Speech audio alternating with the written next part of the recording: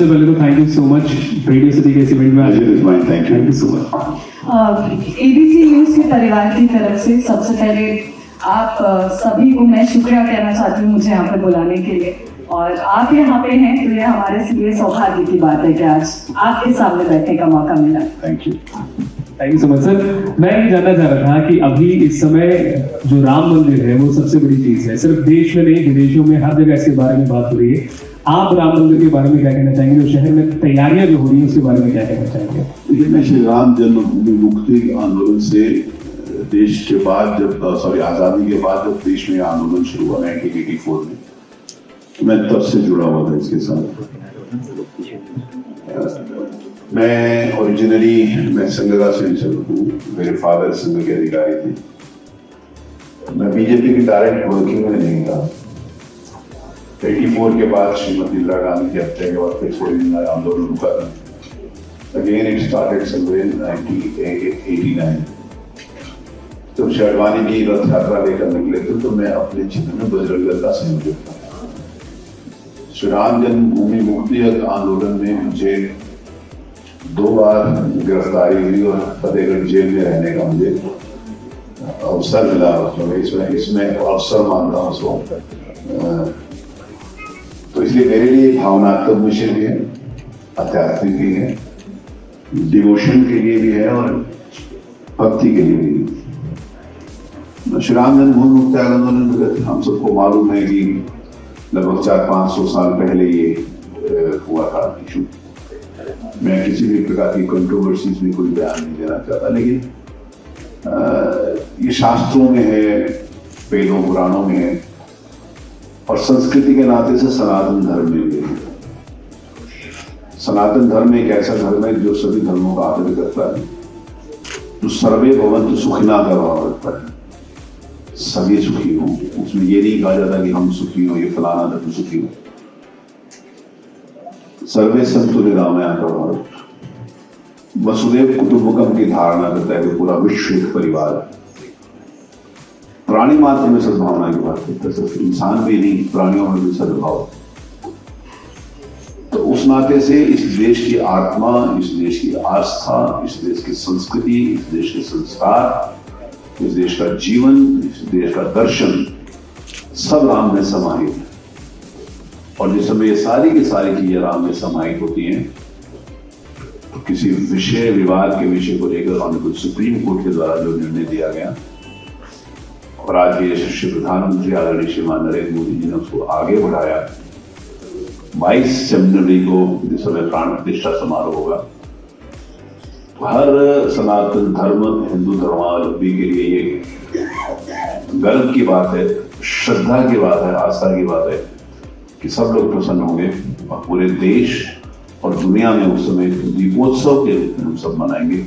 ये हर व्यक्ति के लिए। और इस बात को मैं और कहना चाहता हूँ आगे बढ़ा के कि इकबाल ने भी कहा था, जिस समय है ना, जैसे हमने कहा कि हमारी संस्कृति सबका आदर करती है, तो बहुत सारे ऐसे लोग जो अन्य समुदाय से भी आते हैं, धर्मावलंबी भी, उन्होंने भी मर्यादा पुरुषोत्तम भगवान राम को इमाम हिंद की संज्ञा दी थी।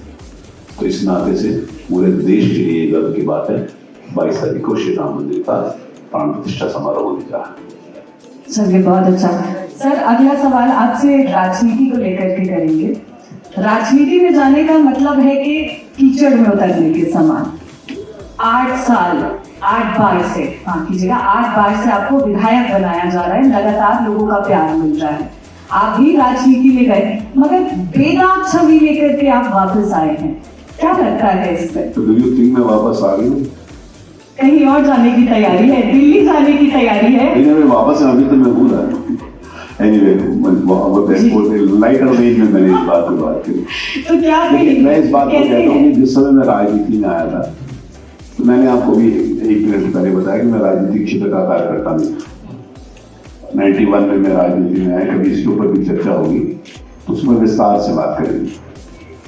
मुझे लगता था कि राजनीति अच्छी चीज नहीं है, लेकिन आज मैं इस बात को मानता हूँ कि राजनीति ही एक ऐसा काम है जिसमें आप सब समाज की बात कर सकते हो, सुधार की बात कर सकते हो, देश उत्थान की बात कर सकते हो।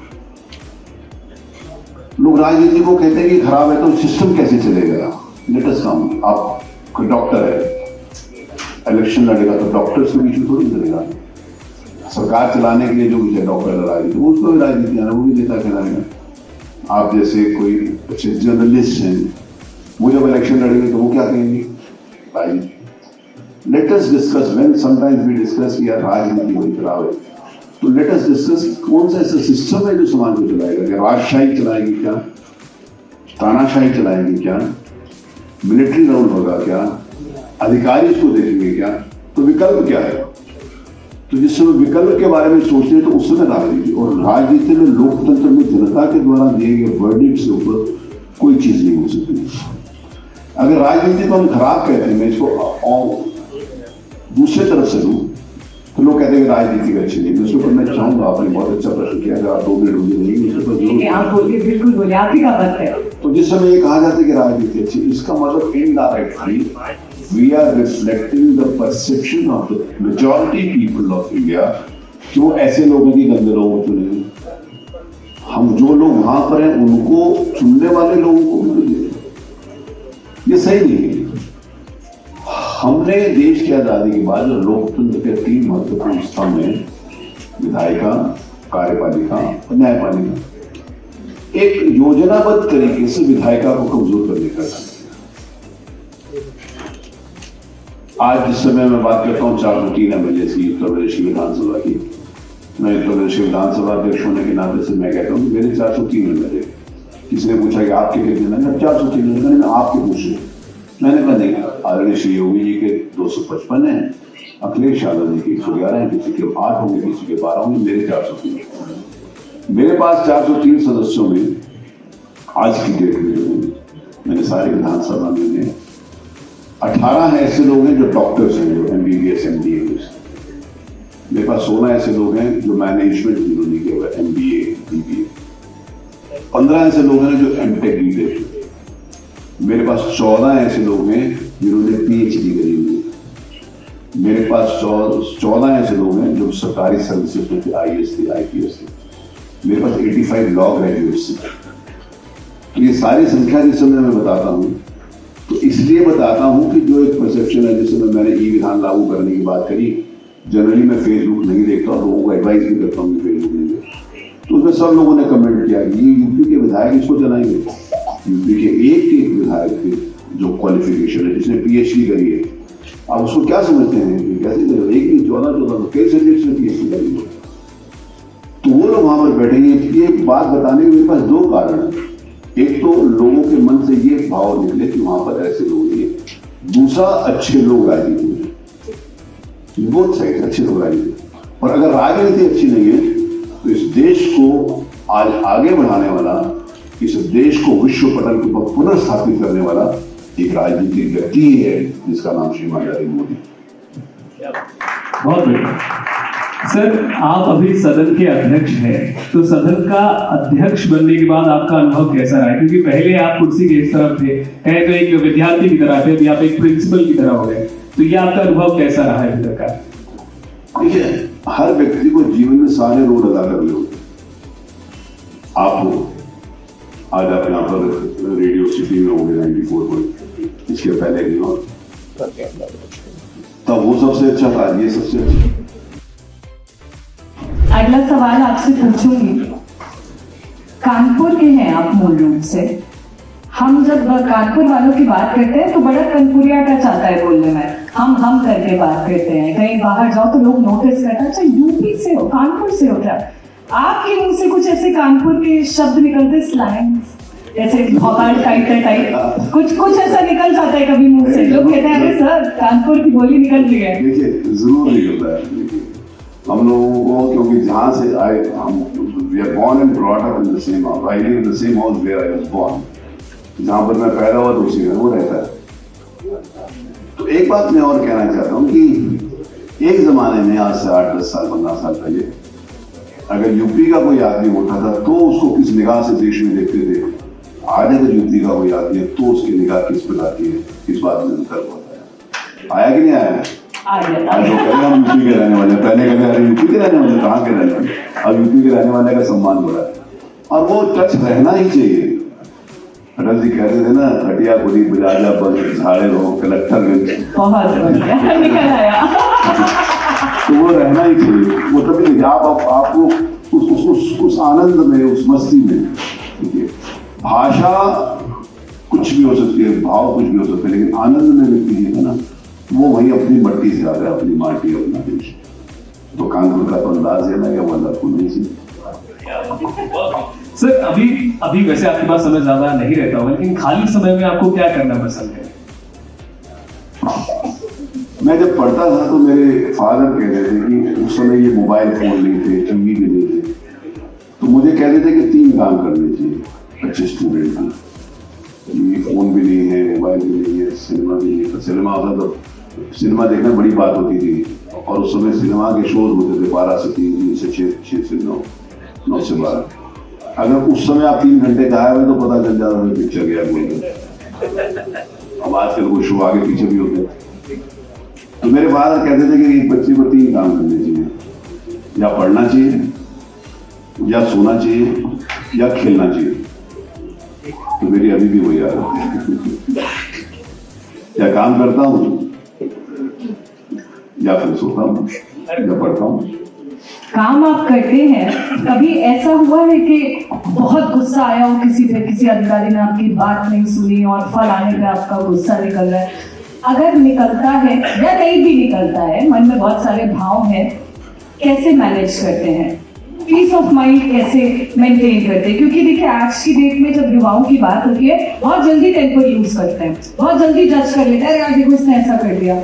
आपके दिमाग में भी तो ऐसा होता होगा ना, इतने सारे लोगों को आप डील करते हैं, मैनेज करते हैं, कैसे बात पे बैठे हैं, कैसे बैलेंस करते हैं? ये बात ठीक है, हम सब इंसान हैं, इंसान होने के नाते से हमें गुस्सा, लेकिन ये व्यक्ति के स्वभाव पर निर्भर करता है। जैसे मैं इस बात को मानता हूँ, मैं कभी किसी को खराब नहीं कहता कि ये खराब है, ये सब किसी को बुरा नहीं कहता।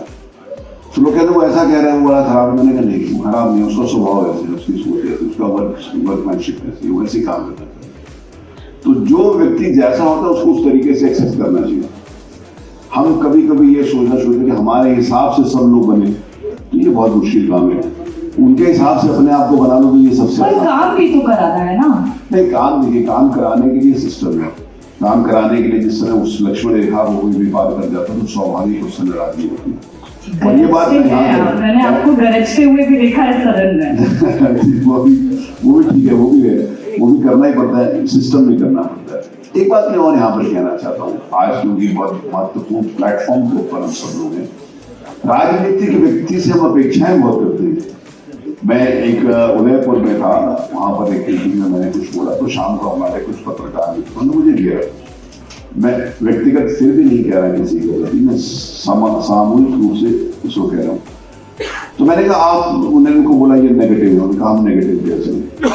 मैंने कहा अगर कॉन्स्टिट्यूएंसी में किसी भी प्रकार का कोई काम नहीं होता तो आप कहते हो कि यहाँ का एमएलए बहुत खराब है, यहाँ के स्कूल अच्छा नहीं है, यहाँ की सड़क अच्छी नहीं है, यहाँ के कूड़ा है, यहाँ पे बिजली नहीं है, फ्ला सब कुछ कहते।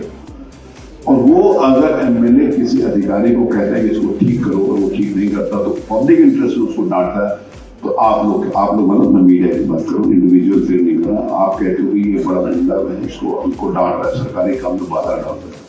सरकारी काम ना करने के लिए डांटो तब भी आप कटघरे में एमएलए को हेल्प करते हो, और जिस समय वो काम हो जाता है तो आप कहते हो नगर बहुत अच्छा है, सड़क बहुत अच्छी है। तो मेरा कहने का मतलब कि पॉलिटिकल सिस्टम में आज इस बात की आवश्यकता है कि हम जिसकी आलोचना करें उसकी प्रशंसा भी करें। हम कर रहे हैं sir, once again I am saying it is not only money individual। मैं अकेले अपनेपन की बात नहीं कर रहा, या मैं अकेले आपकी बात नहीं कर रहा, मैंने बोला आपकी हो वो I am not talking about that. मैं सारे सिस्टम की बात कर, कलेक्टिवली हम उस बात को सोचें। हमारा सबसे सॉफ्ट टारगेट होता है वो पब्लिक रिप्रेजेंटेटिव होता है। तो उसके लिए देखिए, मैं कभी कल मैं इस बात को कहना चाहता हूँ कि लोग एक कहते थे कि यार ये जो कुछ नहीं कर सकता वो नेता बन सकता। यही बात सही है ना, आप ही सर डालो, जो कुछ नहीं कर सकता, लेकिन मैं इस बात को कह रहा हूँ जो सब कुछ कर सकता हूँ, क्योंकि जो नेता बनता है उसी को आप सारे काम उससे एक्सपेक्ट करते हो, सब उसी से एक्सपेक्टेशन होते हैं कि सब काम ये करे, घर का झगड़ा मियां बीवी का तो वो भी करता है। मेरे पास एक लड़की लेडी आई, आपने मेरा नुकसान कर दिया। मैंने कहा क्या? आपने मेरे ननंद के लिए थाने में टेलीफोन कर दिया। मैं क्या ननंद और भौजाई का अगर झगड़ा करा तो हर घर के बाहर एक पुलिस वाला लगाना पड़ेगा, ये पॉसिबल नहीं है। ये उसके लिए भी हम जिम्मेवार होते हैं। तो कोई ऐसा काम है जिसके लिए पॉलिटिशियन के पास आदमी नहीं जाता। एक आदमी का 100 रुपया चोरी हो जाता है वो भी पॉलिटिशियन के पास जाता है। एक आदमी ने 50,000 करोड़ की इंडस्ट्री लगानी होती है तो वो पॉलिटिशियन के पास जाता है। तो इसीलिए मैं कह रहा हूँ ये परसेप्शन जो कुछ नहीं कर सकता वो देता है, ये नहीं है जो सब कुछ कर सकता वो देता है। इस नाते से सोचिए। सर, सिटी के सितारे का ये मंच है, हमारे बीच में सिटी के कई सितारे हैं और सबसे बड़े सितारे आप हैं। तो मैं आपसे जानना चाहूंगा, आपके हिसाब से कौन सी चीजें हैं जो जनता के बीच में लोकप्रिय होने के लिए होनी चाहिए, कि ऐसा क्या क्वालिटीज होनी चाहिए, क्या खूबियां होनी चाहिए कि जनता, क्योंकि आप सबसे, जैसे आंचल ने भी बोला कि आपके ऊपर कोई दाग नहीं है, जनता आपको बहुत पसंद करती है। मैंने खुद आपको देखा था योग दिवस के दिन, आप ब्रेड मक्खन खिला रहे थे, मैं उस समय वहीं पर ही था, तो आपने मुझे भी खिलाया। हाँ जी, मोदी झील पे। तो वो मैं जानना चाह रहा था आपसे कि क्या खूबियां होनी चाहिए आपके हिसाब से। मैं इस बात को कहता हूँ सिटी के सितारे हैं, जैसे आपने इसको आज यहाँ पर ये नाम लिया, तो सिटी के सितारे होने के लिए राजनीतिक क्षेत्र में काम करना होता। जो व्यक्ति जहां पर है, जैसे आप किनको सम्मानित करोगे, I am sorry I don't have that list, आप जैसे किसी अच्छे टीचर को सम्मानित करोगे, ठीक है, तो अब जो टीचर है वो अपने क्षेत्र में अपनी योग्यता, अपने डेडिकेशन के हिसाब से कैसे अच्छा टीचर बन सकता है, वो शहर को चमकाएगा। एक अच्छा डॉक्टर कैसे बन सकता है, अच्छा, वो शहर को चमकाएगा। एक अच्छा म्यूजिशियन कैसे बन सकता है जिसके देश में दुनिया भर में ख्याति है, वो शहर में। एक अच्छा क्रिकेटर, फॉर एग्जाम्पल मैं कुलदीप यादव का नाम, भी कानपुर का आजकल स्टॉक चल रहा है, बहुत सारे अवार्ड होते हैं, तो वो शहर में चमकाता है, तो उसके नाम से शहर पहचाना जाएगा ना। तो जिनको आप सिटी के सितारे कहकर विभिन्न विधाओं के और विभिन्न प्रोफेशन से लोगों को आप सम्मानित करोगे, हर वो व्यक्ति जिस प्रोफेशन में है उस प्रोफेशन में अच्छी तरीके से दक्षतापूर्वक काम करे, परफेक्ट होकर काम करे, तो वो शहर की शान बनता है। कोई एक व्यक्ति राजनीतिक क्षेत्र में मैं रहने वाला हूँ तो मैंने सब कुछ अचीव कर लिया, ऐसा नहीं है। जो व्यक्ति एक अच्छा एंकर बन सकता है, आप एक बार आप जो रेडियो में हो, आपके रेडियो सिटी के अंतर्गत हो, ABC टीवी में हमारी बेटी जैसे, तो वहां पर उसके नाते से उसका नाम हो सकता है। और एक बात मैं कहना चाह रहा हूँ कि हम लोगों को एक जनरल स्वभाव है कि हमारे कुछ नहीं है ये कहना बंद करें। हम लोग एक दूसरे के साथ रिलेटेड हैं, we are in relationship with each other when we live in one city. Some people ask me when they talk about casteism, तो उन्होंने बोला कि फलाने जाति उसका उसकी रिश्तेदारी है। मेरे से किसी ने पूछा कि आपकी क्या, मैंने कहा मेरी सबसे रिश्तेदारी, आपकी क्या रिश्तेदारी है? तो मैंने कहा मैं अच्छा काम करूंगा तो ये लोग जाकर कहेंगे हम वहां रहते हैं जहाँ वहां नहीं रहते, तो रिश्तेदारी बनाने की कोशिश करें। रिश्तेदारी मतलब रिश्ता। अगर मैं खराब काम करूंगा तो ये जहाँ जाएंगे कहेंगे यार कहाँ से आए हो, तो बड़े खराब आदमी मानते, चाहे मुझे जानते हो या ना जानते हो, रिश्तेदारी होगी। अगर कानपुर का लड़का वर्ल्ड कप खेलता है, हम सब कहते हैं हाँ हमारे कानपुर का है, तो आपकी रिश्तेदारी है कि नहीं? तो इसीलिए पूरे शहर के साथ रिश्तेदारी संबंध की, विश्वास की, समर्पण की, डेडिकेशन, विकास की, और सबको साथ लेकर चलने की, हम सारे शहर वाले से एक दूसरे से रिश्तेदारी उसको मेंटेन करके रखना पड़ेगा। एक सवाल आपसे पूछूंगी, आपको हम लोग ने काम करते देखा है, बड़े सख्त अंदाज में भी देखा है और बहुत सॉफ्ट तरह से भी देखा है, सरल अंदाज में भी देखा है, बहुत मक्खन खिलाते हुए भी देखा है।